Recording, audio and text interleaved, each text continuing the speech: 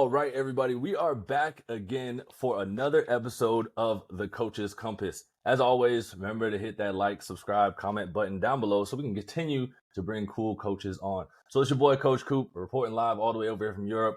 My boy, Coach Jay, can't be here today because he is traveling to Milan currently because, again, he's playing in the ELF. He's on his last year of playing and trying to figure out what to do after retirement. I'm fully retired, so I'm good. I got plenty of free time.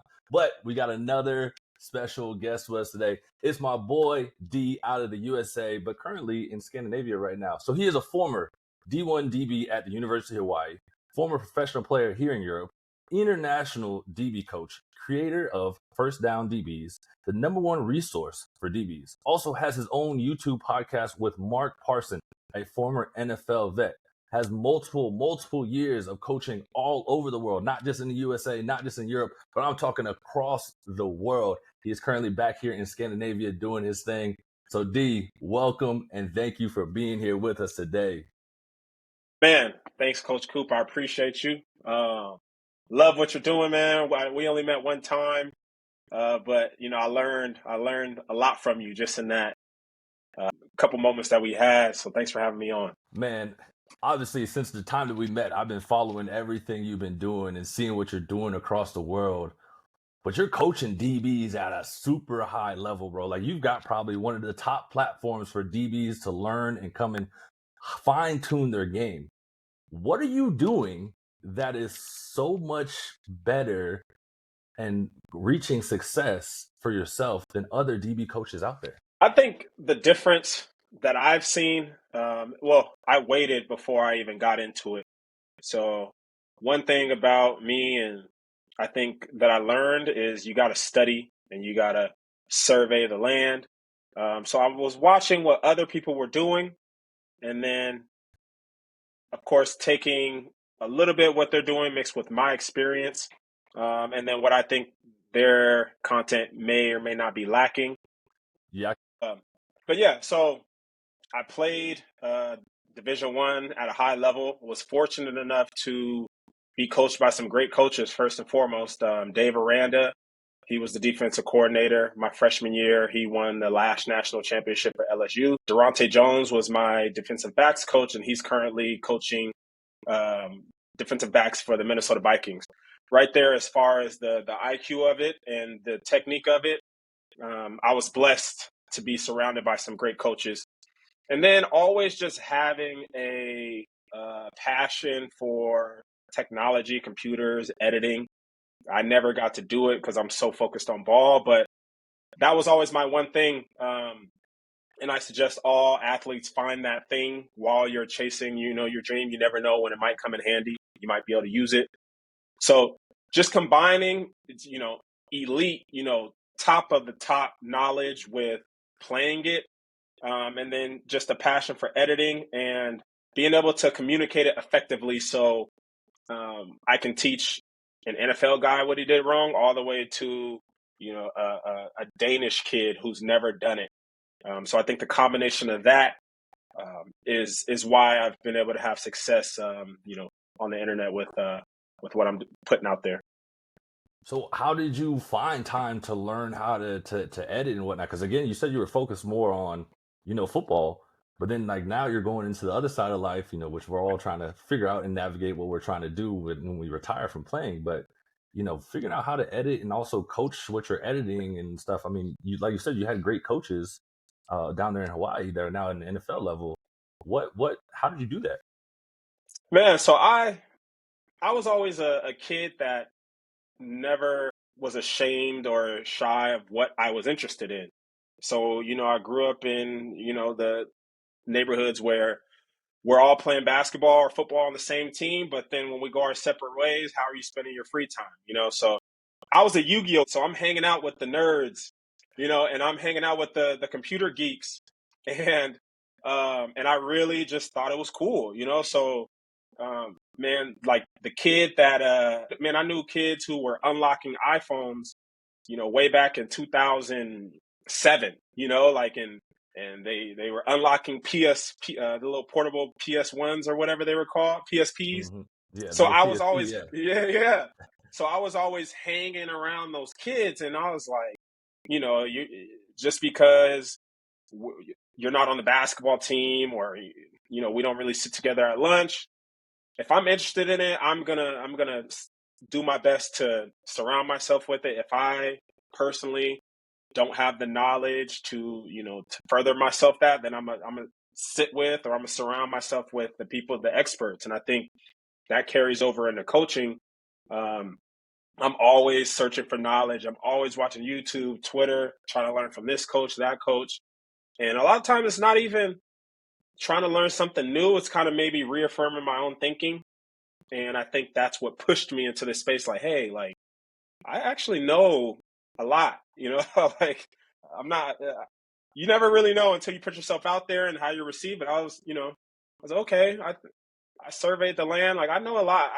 I'm confident stepping into this space. So then, like, talking about stepping into the space, what has it been like taking your brand international, and what have been the struggles, and also how's it been to kind of get people to buy into what you're doing? I think, well, where I got the confidence, one is coming international. So I came to Denmark, and as a professional player. But then my head coach John Matthews, was like, "Hey, I already know you can play, but you need to coach. Like, that's all I care about. I know you're going to be able to have success at this level. You have to be able to coach." So putting together a playbook, it was super tough, man. Because I'm like, damn, I didn't save none of my playbooks. I didn't screenshot anything. So I'm calling coaches and I'm trying to pull things off the internet just to put a playbook together, and then trying to teach that, and then trying to teach that to kids that don't even speak the language, and then trying to, coming over to Europe and finding out that not only am I playing, but I'm coaching, and I'm playing with people that I'm younger than, and, people that are 40 years old. I have to tell them what to do, and I have to be, they have to be assured that I know what I'm talking about. Going from learning the back end, I can teach you the techniques of in coverage for all the nickel, the safety, the corner. But now I got to learn linebacker. I'm like, I don't know what the difference between a 30 and a 50 is. I don't know stunts. Like, I was like, so, really having to go back and really approach the game from, from the beginning, and I thought you really think you know everything until you have to know everything. Like, yeah. But I guess as far as the internet goes, the internet's crazy, man, because people can talk to you however they want to talk to you, and you can't get a hold of them. You know what I'm saying? So I was, putting yourself out there. I'm like, okay, you're getting likes, and you're getting 50 likes, 200 likes, but with the likes comes the negative. So Mhm. my biggest thing is let's say I got a post that has 1,000 likes. I would let the 5 negative comments kind of overrule all of the positive flow that's coming in. And I'm very combative when it comes to that, because that's been my whole life. Being a small athlete or a shorter DB, it's like you always got to meet fire with more fire. And so trying to remove that attitude. All right, dude, you're not a player. You can't physically impose your will against these people. You could only take it for what it is, and then just try to work harder to prevent that person, or prevent people from being able to say whatever they say about your content. But I think once I started getting NFL players and NFL coaches and college coaches saying, "Hey, you know what you're talking about," boom, that was all I needed to just keep moving forward. Right. Yeah. That's that. Internet's a tricky place, man. It gets. As a former athlete, you always know that, like, you got that fire inside you. That one negative comment. I mean, all of us used it. The negative stuff that's always said about us. Like, we use it to fuel our fire for, like, the game coming up and whatnot. But, like, now you got to figure out how to fuel those negative comments to keep you, I guess, push you forward, but I also just, like, leave them in the past. Like, it's just people on the internet. Like, they really don't know Yeah, what they're talking about half the time. But you yeah, also talked about, you know, being with Coach Matthews, one of the guys that we've had on already, to talk about all his journey throughout the football career and being a coach now. What was it like learning from a guy like himself? And also, you had another big time guy in Denmark. You had Coach Desi. You know what I mean? Like, yeah, Desi yeah. is a well known guy there in Denmark too. What was it like having those two guys on your side?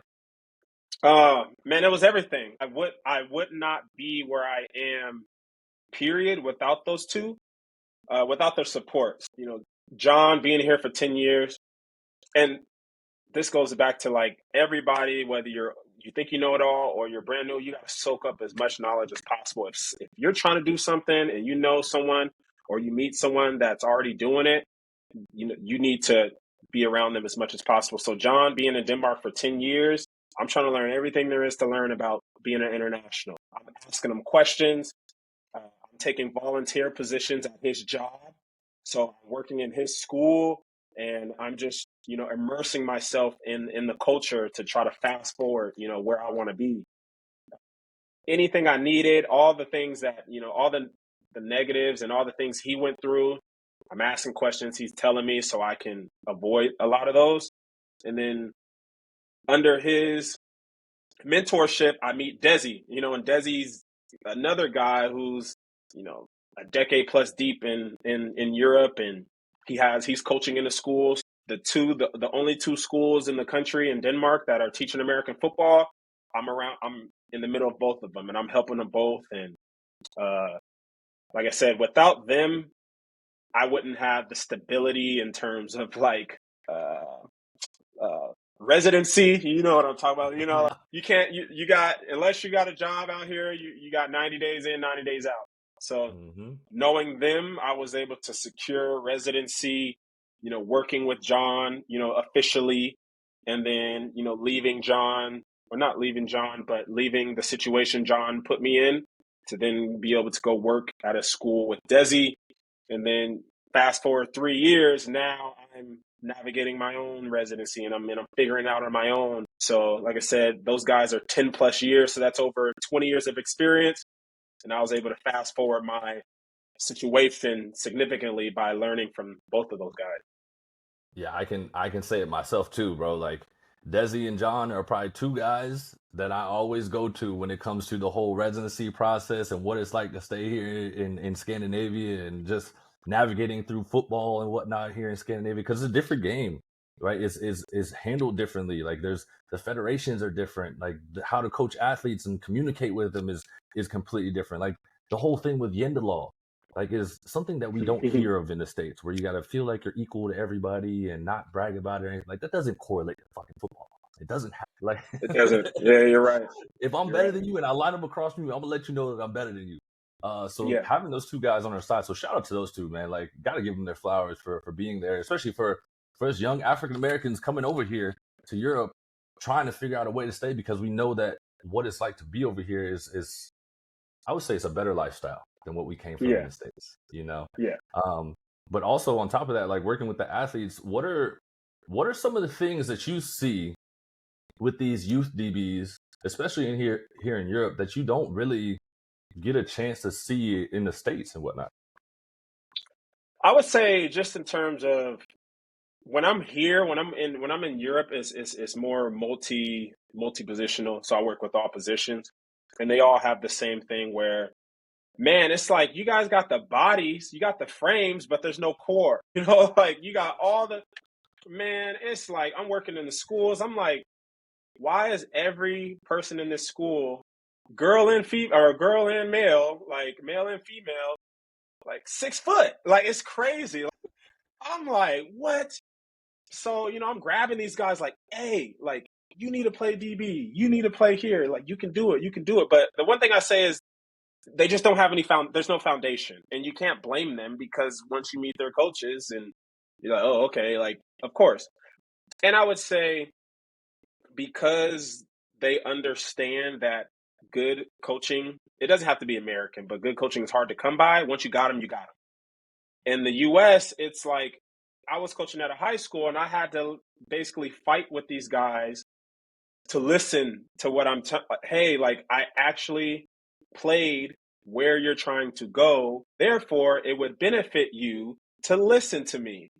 Like, and I just got, and like, and I just got burnt out. I'm like, I'm done arguing with 15 and 16-year-olds that think they know more than me, and I'm done arguing with parents who think their kid is what they're not. Not saying that he can't be, but hey, man, I sacrificed and I did everything I need to do. Blood, sweat, and tears into the game. If you're not, I'm not pulling teeth. I'm not pulling teeth. So that's in terms of the athletic side. You'll get kids that'll hop on a 3-hour train to come train with you for 2 hours, and I've had that happen. And I'm so thankful for this experience because I gave up on football. I was like, hey, it's done. The dream's over. I don't want to coach. I hate kids. Let's go get a job. This in Europe, it rejuvenated my passion for the game because you want to be around people who love it just as much as you did. And then you got a completely blank canvas. They'll lift how you tell them to lift. They'll eat how you tell them to eat. They'll do everything you tell them to do because they have that utmost trust into you. And then that inspires me to actually make sure that I'm giving them everything I can, and I'm constantly evolving as a coach because you've seen it.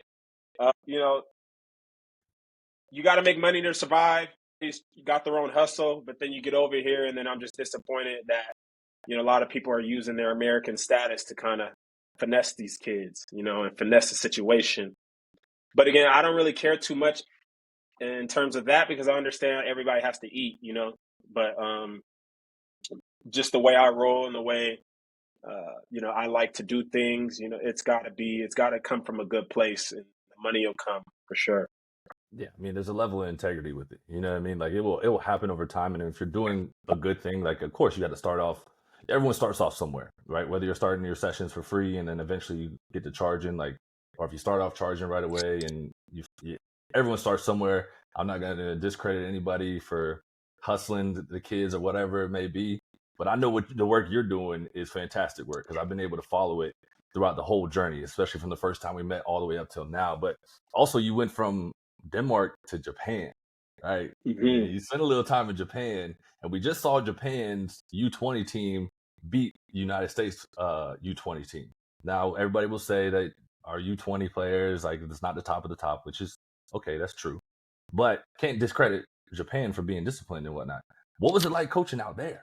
Man, going from Europe to Japan, it's a complete 180. Like, Europe's going this way with football. Japan is that they are super disciplined, and it was like their energy and the way they play football kicked my energy up another notch. Because in Europe, you got to understand it's just a sport.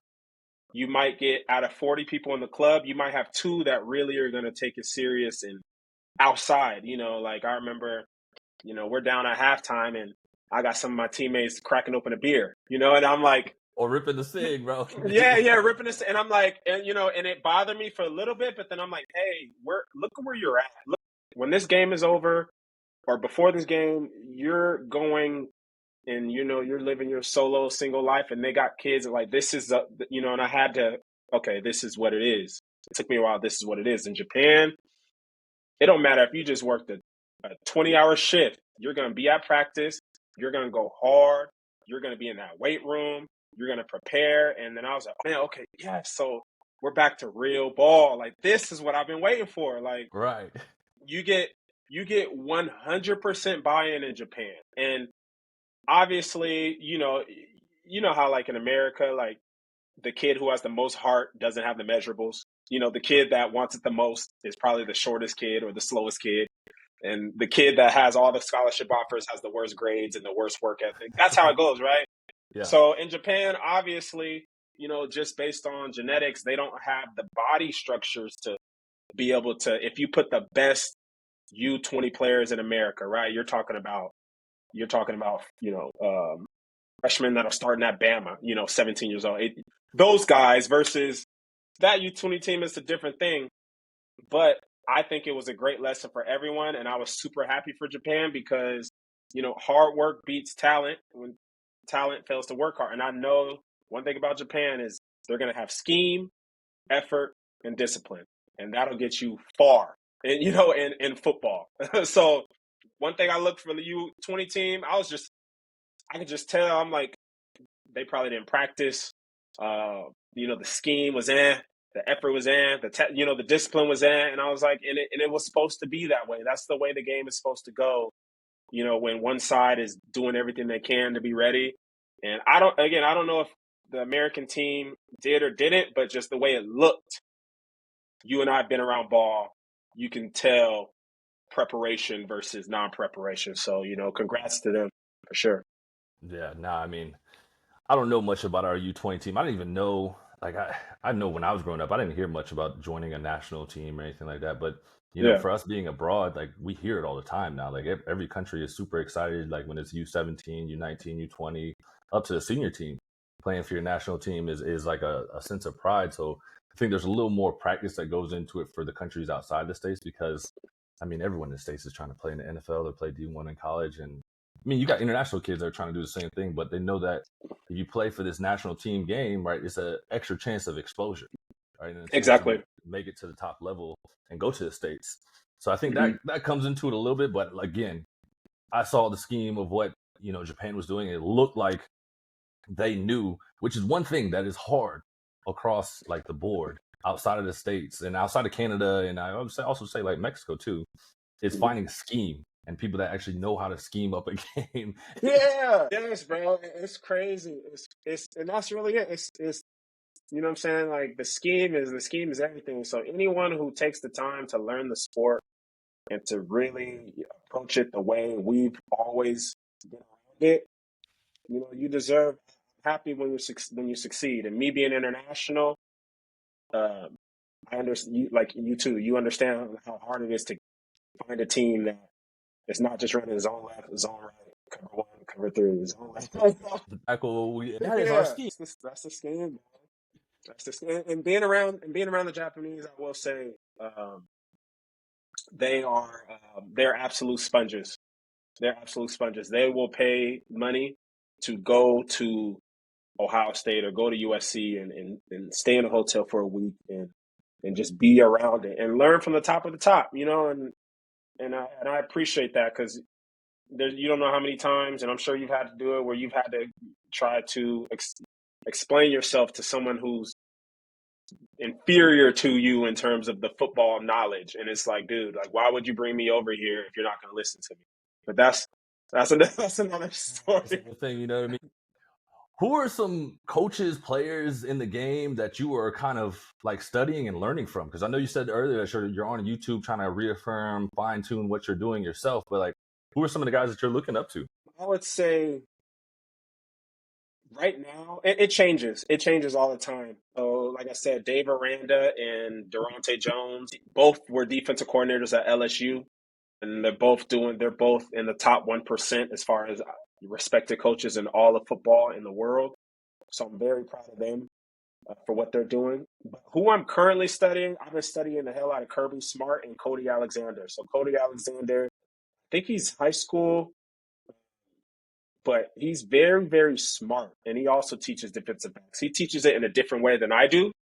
I would say our difference is he teaches it from, uh, and he might have played, but he's teaching it from a very strategic or schematic way. He knows coverages like the back of his hand, and that's my weakness is being able to make adjustments and know coverages. I can teach cover four, but what happens when you need to get out of cover four? Where do you go, and why? Why? The why. Like, he's really good at the why behind schemes. So I really like him. And then Kirby Smart. Kirby Smart has put his mind on the internet, and I don't think people understand. Like, I was shocked when he went over his entire philosophy, his entire playbook, the way he coaches his players, and I was like, how does this only have 2,000 views? It's been on the internet for 3 years. It has 2,000 views. Like, you got to be kidding me. So that tells me a lot of people don't do their homework, and I'm like, okay, I have his playbook. I have how he teaches it, the why behind it. If you're getting, if they're attacking you this way, then you need to be in this front. If they're attacking you this way, then you need to be in this coverage. And I'm like, gosh, those are the two guys that I'm just soaking in. And then once I feel like I have it, once I get about 80% of it, to where I can rehearse it. I mean, teach it to you, right? For instance, then I'll move on to the next guy. And again, I'm not really looking. I'm not sure what I'm looking to do with all this information as far as do I want to go pro, do I want to go to college, do I want to do? But it's fun to learn the game. It's really cool to learn the game from a chess standpoint, and it makes coaching that much more exciting, in my opinion. Yeah, because I mean, a lot of people don't realize how technical the game is until you fully dive in. And you're talking about like if you're in one coverage, like if you got to you get in a situation and you need to switch over to another coverage, like, and you blatantly admit that like, hey, that's like a weak point. And a lot of coaches won't do that. You know what I mean? A lot of Mm. coaches will just say, "Oh, well, I know enough to like get us by, and like we're good." Like, won't say that like, "Hey, I'm not good at this, so I'm going to take a little more time to study it." Like, you're doing your homework on it, like Mm. to actually learn and make not yourself just better as a coach, but like all your athletes better too, because you want to give them the best opportunity to go out there and play their best. And that's kudos to you for doing all that stuff, man. Cause like it takes time on top of everything that you're already doing.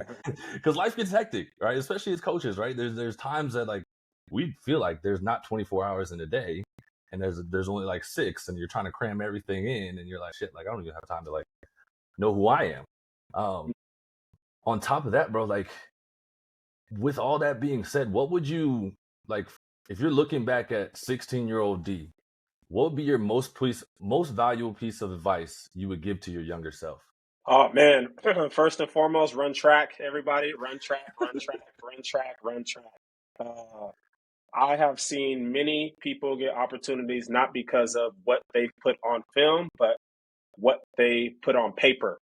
Okay, so I wholeheartedly feel like if I would have ran in a 4.4, I would have gotten into a rookie mini camp. I would have made the team. Yada yada yada yada. But so everybody run track. That if you run a 4.4, there will always be a door for you. Trust me. So that's first and foremost. Secondly, I would have not saying that I wouldn't have gone to the University of Hawaii, but I would have done more research on where I was going. I went to Hawaii because at the time they were recruiting me the hardest and they were D1 and they had just played Georgia on TV. That's literally why I went to Hawaii. Like, like so, I didn't study the major. I didn't study, um, the coaching tree because that matters, but just doing your research on where you're going because and I think about this all the time. Had I made a different decision, had I went to because I'm from Seattle, the Seattle area, Washington. Had I gone to Eastern Washington, I think I would have been further along in my coaching. I think I would have gone further. The reason why I say that is because Eastern Washington is FCS, and I played them off like I'm D1. And only reason I had that mindset is because everyone else around me had that mindset. Again, I wasn't a free thinker. It was like, oh, D1, D1, because everyone else is D1. So that same year, they wanted me to play as a freshman. That year, when I went to Hawaii, they won the national championship for that level. 3 years after that, I probably saw five DBs from that program go to the NFL. And now that I'm older, I realize, damn, like, you go to a bowl game, that guarantees at least three of your guys are going to get a chance. You win a national championship, you're guaranteed to get at least five guys, like, if we're just talking about that and it's like, damn, like you really don't understand like how this all works. So I would have just told myself to do your research and the way I'm learning the ins and outs in the game now, like do it now. Learn what make coaches tick. Who do they know? How many players have gone to the NFL from the school you're going to? Yada yada yada. And with the transfer portal, we didn't have it, but let's just say I did have the transfer portal when I was 16. It doesn't matter where you go, just get to school. Good. Yeah, the FCS All American freshman All American went from FCS to SEC in 8 months. So yeah, that's what I would have stopped playing around with basketball. I think I held on to that dream a little too long, and I would have just went full fledged into not leaving basketball, but like thinking that like basketball was like, I was going to be Isaiah Thomas. I really thought that.